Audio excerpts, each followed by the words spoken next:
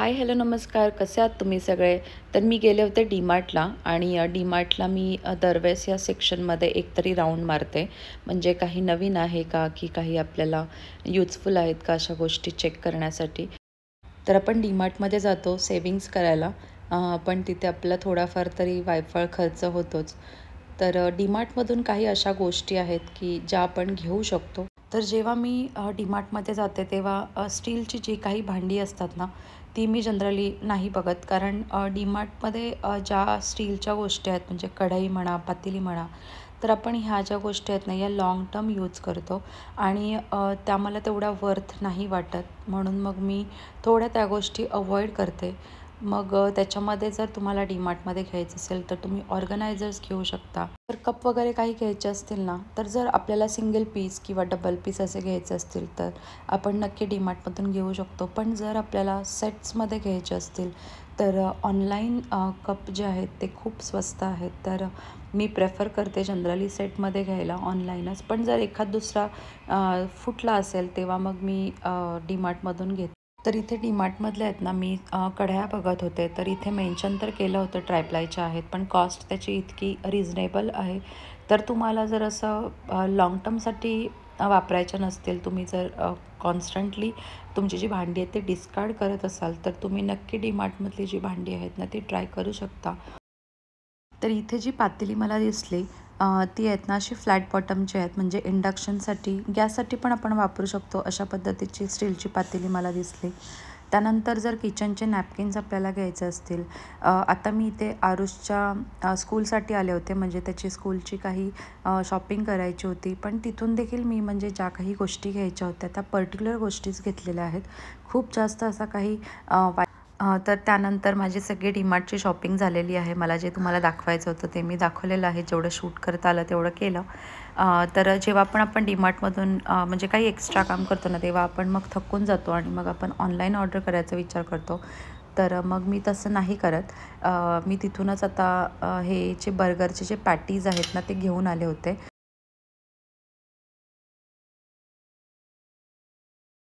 तर फ्रोझनच्या ज्या गोष्टी आहेत ना, त्या मी खूप कमी म्हणजे असंच लगेच वापरण्यासाठी अशाच घेते. स्टोअर करून ठेवत नाही.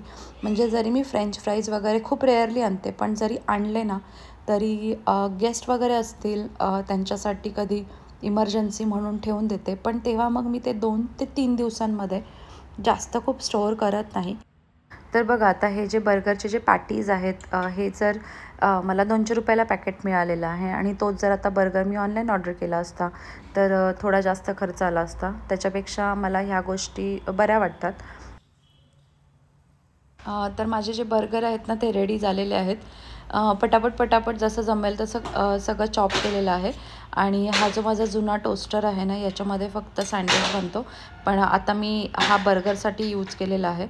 तर झाला म्हणजे व्यवस्थित बर्गर, कारण याच्यामध्ये आहे ना चीज व्यवस्थित मेल्ट होतं. कारण हा दोन्ही साईडने आपण व्यवस्थित गरम करू शकतो, म्हणून मग मी याच्यामध्येच बर्गर जे आहे ते गरम करून घेतले.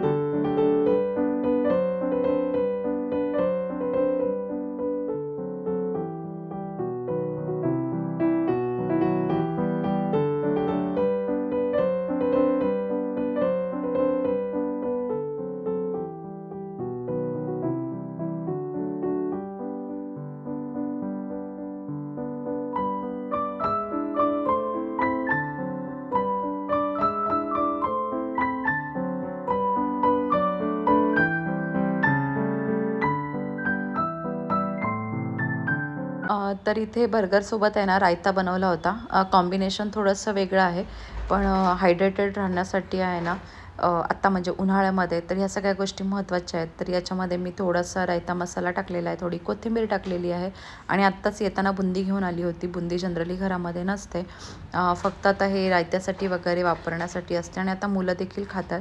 तर बर्गर आणि असा रायता, म्हणजे असं संध्याकाळचं साधं आणि सिंपल जेवण झालेलं आहे. आणि जे काही सामान मी घेऊन आले होते ना, ते मी ठेवलं होतं तसंच, म्हणजे काढलं नव्हतं. फक्त ज्या फ्रीजमधल्या ज्या गोष्टी आहेत त्या मी फक्त फ्रीजमध्ये ठेवल्या आणि बाकीचं जे काही ठेवायचं होतं व्यवस्थित, कारण हे सगळ्या ज्या गोष्टी आहेत ना, ह्या आपण व्यवस्थित ठेवल्यानंतरच आपल्याला त्या भेटतात. आपण घाईमध्ये ह्या गोष्टी कुठेही ठेवून चालत नाही आणि मग त्या तशाच राहतात आणि मग आपण जेव्हा नेक्स्ट टाईमचं सामानाच्या टायमाला बघतो तेव्हा त्या घरामध्ये कुठेतरी वेगळीकडे स्टोअर केलेल्या असतात. तर तसं मी नाही करत. पर्टिक्युलर गोष्टीसाठी एक पर्टिक्युलर जागा आहे, तर त्या तशाच पद्धतीने ठेवते. तर हे एक माझ्याकडे बास्केट आहे. तर हे आहे ना एक फ्रीजमधलं बास्केट आहे आणि माझा जो फ्रीज आहे ना तो छोटा आहे. तर त्या छोट्या फ्रीजमध्ये बास्केट ठेवलं की भरपूर जागा जात होती. म्हणून म्हटलं आपले हे जे असे पॅकेट्स असतात की जे आपण ओपन करून ठेवत नाही, त्या पॅकेटसाठी मी हे बास्केट यूज करते. कारण जर हे चिप्स वगैरे आपण जर डब्यांमध्ये ठेवले ना, तर डब्यांमध्ये आपल्याला काही दिसणार नाहीत आणि मोठे मोठे पॅकेट्स असतात. तर हे अशा पद्धतीने मग मी ठेवून देते. या बास्केटला ना हँडल देखील आहे, तर ते पकडायला देखील व्यवस्थित वाटतं, दिसायला देखील छान दिसतं आणि आपल्याला हे जे पॅकेट्स आहेत ना हे देखील व्यवस्थित व्हिजिबल होतात. तर ड्रायफ्रूट्स आहेत ना, हे काही ड्रायफ्रूट्स असतात ना ते जनरली मी फ्रीजमध्ये स्टोअर करते. काजू आणि बदाम आहेत ते देखील मी फ्रीजमध्ये स्टोअर करते. पण थोडे जे वापरातले आहेत ते छोट्या बर्नरमध्ये काढून ठेवते. तर हे जे काही बरण्या आहेत ना ह्या सगळ्या माझ्या फ्रीजमधल्या आहेत. आणि मी काजू कसे स्टोअर करते बाहेर ते देखील मी तुमच्यासोबत शेअर केलेलं आहे. तर इथे मी आहे ना तुम्हाला पॅकेट मी कशा पद्धतीने कट करते ते दाखवते. म्हणजे कसं आहे, तो छोटा तुकडा जो आहे ना आपण कट करतो ना, तो छोटा तुकडा न राहता असं मोठं कट केला ना, तर ते पूर्ण पॅकेट डस्टबिनमध्ये व्यवस्थित जातं, म्हणजे प्लास्टिक सेक्शनमध्ये ते रिसायकल होऊन जातं. तर ते मी दाखवत होते कारण मला मागच्या वेळेस एक कमेंट आली होती. तर यावेळेस आहे ना मी रायत्यासाठी बुंदी घेऊन आली होती. तर ही बुंदी मला चांगली लागली, क्रिस्पी आहे. तर चहासाठी संदीपला जॅगरी पावडर लागते. तर ती मी एक पॅकेट घेऊन येते आणि हे 1-2 महिने तरी जातं. तर साबुदाणा जो आहे ना तो मी एक्स्ट्रा घेऊन येते, कारण तो थोडा जास्त लागतो. एकादशी पकडतात संदीप त्याच्यासाठी. तर इथे मी आता एकच पॅकेट फोडलेलं आहे अर्धा किलोचं. बाकीचे जे पॅकेट्स आहेत ते मी कशा पद्धतीने स्टोअर करते, जे एक्स्ट्रा आणलेलं सामान आहे ते मी तुम्हाला शेवटी दाखवते. तर इथे बघा, आता गुळाची जी ढेप आहे ना ती मी अर्धा किलोची आणते, पण ह्यावेळेस आहे ना मला मिळाली नाही म्हणून मग 1 किलोची झाली. तर 2 डब्यांमध्ये मग मी ठेवली आणि जेव्हा मी गुळाची ढेप घेऊन येते ना तेव्हा मी असं फोडून ठेवते, नाहीतर मग ऐन टायमाला गोंधळ होतो. आता गुढीपाडवा आहे, तर मी गुढीपाडव्याला पुरणपोळीच बनवते, त्यासाठीच मी गुळाची ढेप ही घेऊन आली होती. तर आता थोडीशी जास्त झालेली आहे, पण ठीक आहे, ही व्यवस्थित स्टोअर केली तर व्यवस्थित राहते. तर ही फोडून ठेवल्यानंतर तेच असतं म्हणजे एक ॲडव्हान्टेज, की जेव्हा लागते ना तेव्हा पटकन आपल्याला वापरायला होते, म्हणजे तेव्हा परत जास्त पसारा होत नाही, कचरा होत नाही, त्यासाठीच.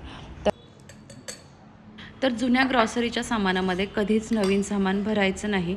तर इथे माझी जी जिरे मोहरी आहे ना, ते ज्या बरण्या आहेत त्या रिकाम्या करते आणि मगच याच्यामध्ये नवीन जी आणलेली आहे ती स्टोअर करते.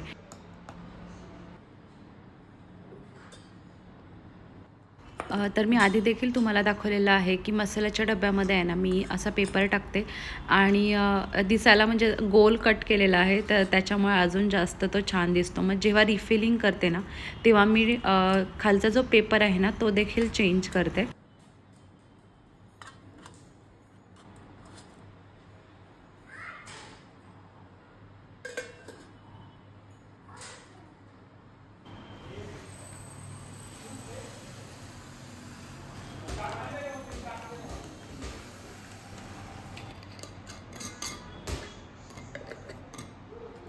तर एक्स्ट्राचे जे पॅकेट्स आहेत, म्हणजे मला कमेंट आली होती की तुम्ही हे छोट्या-छोट्या बरण्या आहेत आणि मग मोठं सामान किंवा एक्स्ट्राचे जे सामान आहे ते कुठे ठेवता? तर त्यासाठी आहे ना, मी असे डबे वापरते आणि जनरली ट्रान्सपरंटच प्रेफर करते. म्हणजे कसं आहे, आपल्याला जे काही सामान आहे ना त्याच्यामध्ये ते दिसतं आणि ते आहे ना, जे काही सामान एक्स्ट्राचे जे पॅकेट्स आहेत ना, ते मी एका पर्टिक्युलर जागेमध्ये स्टोअर करते. म्हणजे तिथे फक्त एकदा चेक करता येतात की ह्या सगळ्या गोष्टी आहेत का, आणि मग पुढची जी लिस्ट आहे ना ती बनवता येते.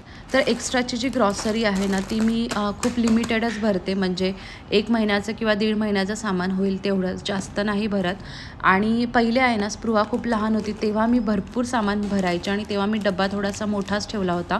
तर आत्ता माझा डबा पण छोटा झालेला आहे आणि ग्रॉसरी देखील मी लिमिटेडच घेऊन येते. कारण मग त्या सगळ्या गोष्टी आहेत ना, मला व्यवस्थित असतील तरच छान वाटतं, नाहीतर मग घरामध्ये असं पसारा वाटतं. तर हे बघा, असा हा जो डबा आहे ना, हा मला खरंच खूप कामी येतो. आणि ही जी एक्स्ट्राची जी ग्रॉसरी आहे ना, त्याला मी वेगळ्याच ठिकाणी ठेवते. म्हणजे जेव्हा पण, आणि सगळ्यांना इझिली दिसेल अशा ठिकाणी ठेवते. म्हणजे जेव्हा कोण ग्रॉसरीचं सामान घेऊन येईल, कधीतरी संदीप काही घेऊन येतात, तेव्हा फक्त हा जो एक ड्रॉवर आहे ना तो चेक करतात आणि तशा पद्धतीने आमची लिस्ट रेडी होते. तर आता बघा, इथे तुम्हाला वाटेल की जे पॅकेट आहे ते पॅक्ड असून पण ते परत काढून बर्नीमध्ये ठेवायची काय गरज आहे. तर मी तुम्हाला सांगते. तर हे जे मोझरेला चीज आहे ना, त्या पॅकेटवरती पर्टिक्युलरली त्यांनी मेन्शन केलेलं आहे, एकदा तुम्ही पॅकेट ओपन केलंत ना तर त्याला एअरटाईट कंटेनरमध्ये स्टोअर करा. कारण हे जे प्लास्टिक त्यांनी वापरलेलं असतं ना, ते यूज अँड थ्रोचं प्लास्टिक असतं. म्हणजे त्याची क्वालिटी बिलकुल पण चांगली नसते. आणि त्याच्यावरती ऑलरेडी हे देखील मेन्शन केलेलं आहे की हे आपल्याला किती टेम्परेचरमध्ये ठेवायचं आहे. म्हणजे त्यांनी जर डीप फ्रीजमध्ये ठेवलं आहे म्हणून आपण पण डीप फ्रीजमध्ये ठेवायचं असं नाही आहे.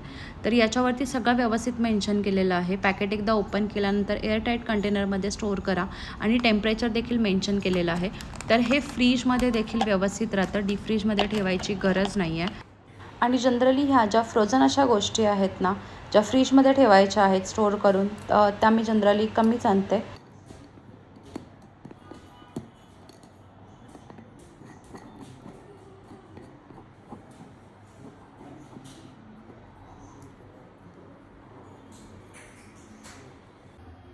तर बघा, ज्या काही बरण्या ज्या आहेत ना, त्या मी किचनमधून डिस्कार्ड केलेल्या असतात ना, त्या मी अशा फ्रीजमध्ये वापरते ड्रायफ्रूट्स वगैरे ठेवायला.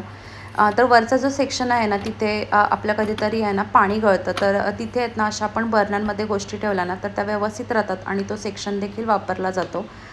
तर इथे हँडवॉश लिक्विड आहे ना, ते मी रिफिलिंग पॅकच घेऊन येते दरवेळेस.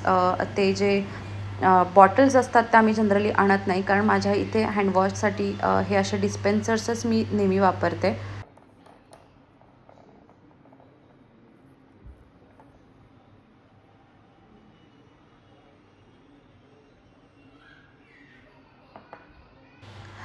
तर बघा, मी जसं तुम्हाला सांगितलं की डीमार्टमधून हे जे स्टोरेज बॉक्सेस आहेत ना, हे मी घेते. म्हणजे मागच्या वेळेस देखील दिवाळीसाठी जे काही सामान माझं ठेवायचं होतं त्यासाठी देखील मी असाच एक स्टोरेज बॉक्स घेतला होता.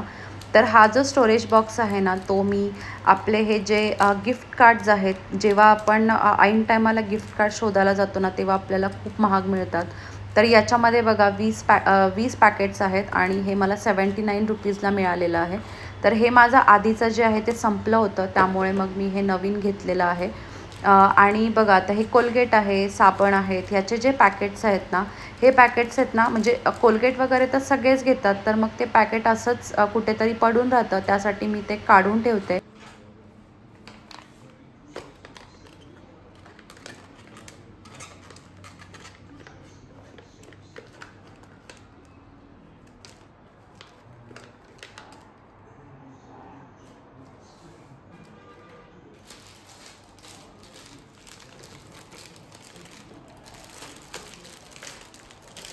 तर हे जे डीमार्टमधले हुक्स आहेत ना, ह्याचं त्यांनी ऑलरेडी वेट मेन्शन केलेलं आहे. 2 kgs वगैरे कॅरी करू शकतं. म्हणजे सगळ्यात स्ट्रॉंग असे हे हुक्स आहेत. तर हे मी पॅकेट आता घेऊन आलेले आहे. रेंटेड अपार्टमेंटमध्ये राहिल्यावरती ह्या सगळ्या गोष्टी महत्त्वाच्या आहेत. तर जेव्हा ऐन टायमाला गोंधळ नको व्हायला, त्यासाठी मी एक्स्ट्राचे हे जे पॅकेट्स आहेत ना, हे स्टोअर करून ठेवते. तर डीमार्टमधला वायफळ जो खर्च आहे ना, तो कसा मी वाचवते ते मी तुम्हाला सांगते. जेव्हा मी एखादी गोष्ट बघते ना, तेव्हा ती मी कशासाठी वापरणार आहे आणि ते माझ्याकडून व्यवस्थित मेंटेन होणार आहे का असा विचार करून मी डीमार्टची शॉपिंग करते. म्हणजे घेण्याच्या आधी जर आपण विचार केला ना तर आपला नक्कीच वेळ वाचेल आणि आपले पैसे देखील वाचतील, हा विचार मी पहिले करते. तर अशा पद्धतीने डीमार्टमध्ये गेल्यावरती ह्या सगळ्या गोष्टींचा विचार करून आपण इथे सेविंग करायला आलेलो आहोत, एक्स्ट्रा खर्च नाही असा विचार करून जर आपण डीमार्टमध्ये गेलो ना तर नक्कीच आपली सेविंग्ज होतील आणि ह्या अशा वायफळ ज्या गोष्टी आहेत ना त्या आपल्या घरामध्ये येणार नाहीत. आणि त्यातून मी डीमार्टमध्ये आहेत ना स्टीलच्या ज्या गोष्टी आहेत ना त्या जनरली घेत नाहीत, कारण मी एकदा एक ग्रेटर घेतला होता, त्याची क्वालिटी इतकी खराब होती. म्हणजे स्टीलचा मेन्शन करून आहे ना, जर स्टील असतं तर गंजलं नसतं, तो व्यवस्थित गंजत होता. त्यानंतर मी कधीच डीमार्टमधून स्टीलच्या ज्या गोष्टी आहेत ना त्या घेतलेल्या नाही आहेत. तर मी जेव्हा पण किचनसाठी काही गोष्टी घेते ना त्या मी लाँग टर्म यूजसाठी म्हणूनच घेते. मग लाँग टर्मसाठी डीमार्टच्या ज्या गोष्टी आहेत त्या चांगल्या नाही आहेत हे कळल्यानंतर मी डीमार्टमधून स्टीलच्या ज्या गोष्टी आहेत त्या घ्यायचं बंद केलं. मी कंटेनर्स घेते कारण मला त्याची आवड आहे. आपल्याला एक आवड असते, त्या आवडीसाठी म्हणून मग मी कंटेनर्स जे आहेत मला जर काही वेगळं दिसलं तरच मी घेते, जुनं काही घ्यायची माझी इच्छा होत नाही. तर बघा माझे जे कप आहेत ना ते स्पृहाने फोडले होते, म्हणून मग मी हे जे 2 कप आहेत ना ते घेऊन आलेले आहे. तर चला सगळं काही आवरून झाल्यानंतर चहा घेतो. तर संदीप चहामध्ये तूप देखील घेतात, डायजेशनसाठी चांगलं असतं. तर आजची व्हिडिओ कशी वाटली मला नक्की कमेंट करून सांगा. व्हिडिओ आवडली असेल तर लाईक करा आणि तुम्ही चॅनलवरती नवीन असाल तर सबस्क्राईब करा. भेटूया अजून एका नवीन व्हिडिओमध्ये. तोपर्यंत तुमची काळजी घ्या. Take care and bye.